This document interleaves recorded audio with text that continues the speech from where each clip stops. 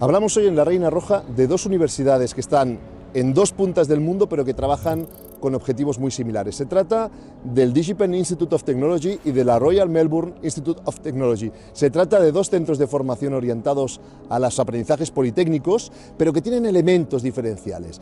El DigiPen fue el primero hace décadas en poner en marcha estudios de videojuegos, de animación, de ingeniería audio y audiovisual.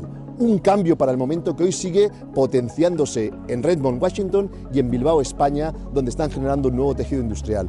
La Royal Melbourne, una universidad que trabaja sobre elementos politécnicos, pero que está entrando muy fuerte en unidades de formación muy pequeñas, en microcursos que ellos llaman CREDs.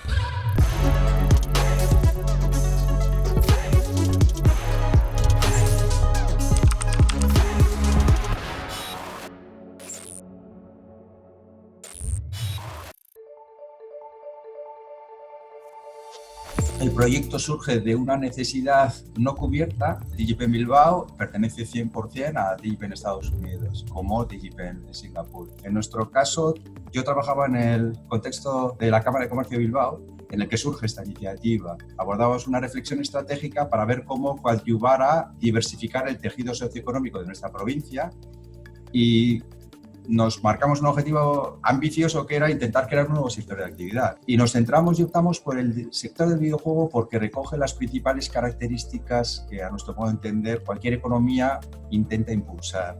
Al hacer el análisis a nivel internacional vimos, claro, como referencia mundial DigiPen, no solo por ser universidad decana en la materia, sino por el número de premios y reconocimientos que obtenía el alumnado por los trabajos que realizaba, por los proyectos de investigación científica y desarrollo tecnológico que la universidad abordaba con multinacionales referentes a nivel global, en algunos casos incluso premiados y reconocidos, y 10 años después aquí estamos presentes, ¿no? El alumnado egresado de una universidad como la nuestra sale perfectamente dispuesto y preparado a aportar valor desde el principio de manera diferencial, liderando equipos en multinacionales que están recorriendo con su contenido digital el mundo. Y tal es el resultado que dan, que la consecuencia práctica es que nos llamen continuamente empresas porque quieren nutrirse de estos perfiles claves de un modelo educativo como el nuestro. La especialización curricular. Tenemos que enseñar conocimientos, habilidades, destrezas, competencias y evidentemente valores, como el círculo que concentra todo esto anterior, en aquellos aspectos que después las industrias donde vayan a trabajar tienen la necesidad de cubrir. Otro elemento clave es la orientación práctica de los estudios. Una sólida base de contenidos teóricos se da por sentado, pero si no soy capaz de aplicarlos y ponerlos en práctica, no valen literalmente para nada. La combinación de esos dos elementos, junto con un tercero, que es estándar de calidad profesional, nuestra universidad tiene lo que llamamos un Program Advisory Committee, conformado por líderes de empresas que se nutren de nuestro alumnado, con los que mantenemos regularmente contacto para que nos transmitan la alineación o no de nuestro currículum académico a sus necesidades y nos adelanten las previsiones de evolución de sus industrias para prepararnos nosotros a lo que está por venir. No hay año donde introduzcamos modificaciones del currículum, y en algunos casos diría que radicales, disruptivas, de notable entidad. Claro, para eso hace falta pues, un mecanismo de flexibilidad, de adaptación, pero hay una clave que son los proyectos que desarrollan durante los 4 cursos académicos, que en nuestro caso son videojuegos o animaciones en 2 y en 3 dimensiones, desde el primer año hasta el cuarto. El primer año hacen 2 videojuegos, empiezan de manera muy preliminar a ver la animación en 2D, segundo año, tercer y cuarto año hacer un videojuego, los artistas animación en 2D, el segundo año y tercer y cuarto animación en 3D y la parte artística del videojuego. Proyectos realizados por el alumnado de DigiPen Bilbao han ganado 157 premios y reconocimientos a nivel mundial. La clave está en que cada uno de esos conocimientos, en nuestro caso son asignaturas interrelacionadas entre sí, que cobran vida en los proyectos. De hecho, otro de los elementos habituales aquí es entrar en una clase y ver a 3-4 profesores de 3-4 materias trabajando con el alumnado en el proyecto, cada uno en su ámbito en particular. De hecho, un elemento que evidentemente subyace en todo lo que he dicho es la calidad profesional, la calidad humana de nuestro profesorado. Son perfiles tremendamente variopintos que convergen en los proyectos, y lo fundamental es la dedicación intensiva que hay no solo del profesorado sino del alumnado. Nosotros tenemos 11 meses académicos. Empezamos en septiembre, terminamos en julio, cada año. No tenemos puentes y en Navidades paramos una semana y en Semana Santa los 5 días prácticamente.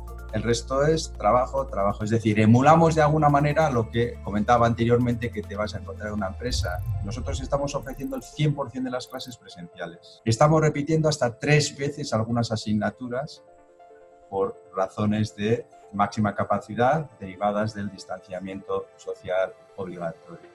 Cuando yo advierto que en una determinada asignatura hay un número de suspensos elevado, automáticamente activo un sistema de monitorización y control para identificar qué es lo que ha pasado. Nosotros tenemos muchas asignaturas que son llave de otras asignaturas sobre las que el conocimiento va evolucionando.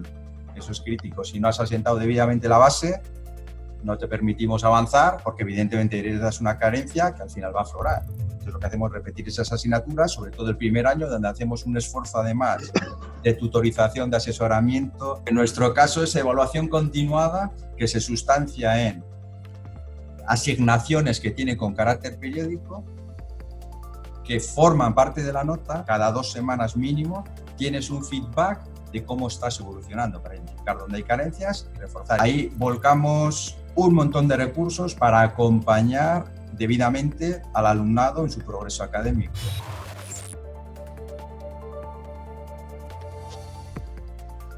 The Australian system has what we call vocational education, which is sub-university, and then undergraduate education at university and postgraduate education at university.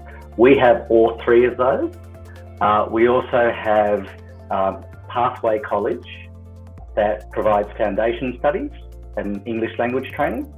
And we also have campuses in Ho Chi Minh City and Hanoi in Vietnam, and partnerships in Singapore and Shanghai. We've got a small campus in Barcelona as well, but that's mainly research. And across that diversity of facility, there's a diversity of offering. We have a long tradition of design and technology. So we are a University of Design and Technology. So RMIT began over 100 years ago as the Melbourne Working Man's College. And so it's got its roots in things like, technology-based things, skills, the trades, etc. Those disciplines have evolved and grown with us, and they continue to be a main part of what we do. So the fundamental, I suppose, criteria by which we create a micro-credential is it has to be a particular skill. It needs an industry partner of some sort, and it has to meet the learning requirements sufficient for us to allow a digital badge to be offered. It doesn't have to comply to any regulatory or policy framework, which gives you great scope to innovate and explore and undertake some really interesting thinking. They're offered to students, existing students, open access. So any RMIT student can do a cred, and they just have to hop onto the website, sign up. We offer them to existing students as part of their degree program as an embedded cred. It's quite a short component of learning that allows them to demonstrate a skill like cultural competency. And the final thing we also do is we offer our creds to our staff. So our staff can do a range of our creds. We see a lot of digital badges being claimed. We don't see a huge amount of sharing of those badges yet. So the kind of like the value of that currency, I think it's still early in the game. However, the graduate education, you've done your degree, you've worked for a few years, you want to do chunks that are available when you're available at the pace that you want to engage. to give you the specific skills that you want. So some people might actually just want to do those bits, but some people, having done those bits, might want to articulate into a full master's degree. And so can we rebuild our curriculum architecture so that it's actually made up of all of those little bits, so that in one possible future, the entirety of our offering is not 238 courses and 352 courses at postgraduate level. It's 4,000 building blocks. Now, that's a lovely idea in theory. The challenge is, how do you do that? There's a peer-assisted study scheme, it's not just RMIT, it's quite a universal approach, certainly in the Australian sector. Students often learn best from fellow students. And providing a framework for that supportive learning is something that can be done by universities. So those student peers, mentors, are trained. They have to demonstrate disciplinary achievement. They're not there to do the job of a tutor or a professor. They're there to be a support. The industry mentor is kind of similar, and it consists of us matching.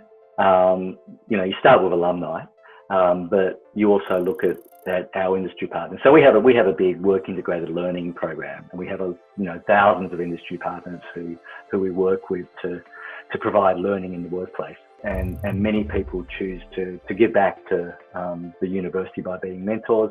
And that mentorship is less about formal learning and more about developing their capability and their soft skills. 2020, we moved entirely online. Everyone was working from home. Our virus numbers were good, but there was an abundance of caution, and we had to react very quickly. But there was quite a lot of innovation that happened.